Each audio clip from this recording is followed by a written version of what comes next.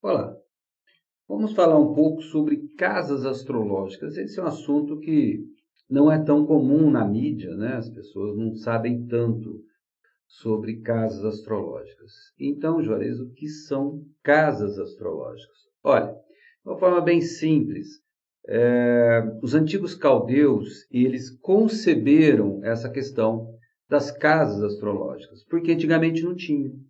Era o planeta no signo e ponto. O mapa astral era assim. A gente pega mapas antigos, bem antigos, né, que o pessoal não usava muito, mas lá atrás ainda os caldeus já conceberam as casas astrológicas e depois foi se popularizando, vamos dizer assim, né, na Europa antiga.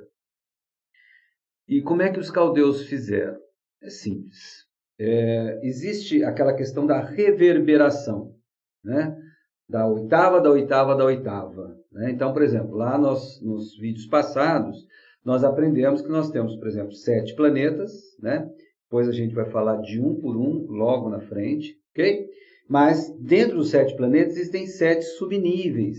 É como se fosse o planetinha daquele planeta.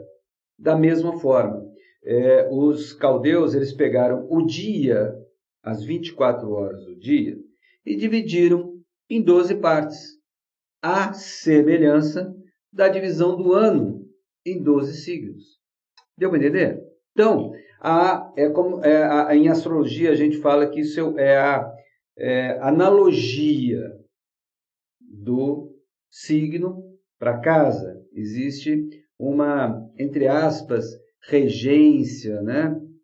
Uma analogia, ele é análoga. Tá? Então, depende, em tese, mais ou menos de 2 em 2 horas, tem uma casa que vai mudando de acordo com a própria ordem zodiacal. Áries, Touro, Gêmeos, casa 1, 2, 3, nessa sequência. Nós vamos, na sequência dos vídeos aqui, falar um pouquinho em detalhes cada casa. Então, fica tranquilo aí que não vai ter problema. Mas deu para entender? Né? Agora, existem formas diferentes de você calcular as casas astrológicas. Antigamente, gente, isso aí, olha, era muito difícil. Não tinha computador, não tinha celular, né? Não tinha essas coisas. Então, era muito difícil. Tinha que fazer o cálculo na unha mesmo. Então, a pessoa tinha que se dedicar aos estudos e às pesquisas. E vários estudiosos se dedicaram a essa questão das casas. Então, nós temos várias formas diferentes de calcular as casas, né?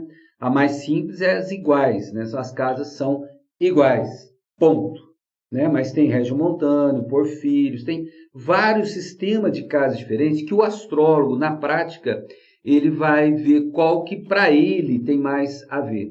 O leigo não faz nem ideia disso que eu estou dizendo. Né? E qual a diferença, Joris? A diferença é grande, né? Porque depende, em alguns mapas, depende do sistema de cálculo de casa que você usa, a cúspide da casa vai cair num signo ou no outro. Mas o que é cúspide, Juarez? Cúspide é um termo técnico que indica onde começa a casa astrológica, né? Onde começa uma casa, termina a casa anterior, ok? É um divisor de águas ali. Então, dependendo do cálculo, se for muito perto do começo ou do fim de um signo, tá? Num sistema de casas pode cair num e no outro sistema de casas pode cair em outro signo. Faz muita diferença. Um planeta também, ele pode estar ou não em conjunção com essa cúspide da casa.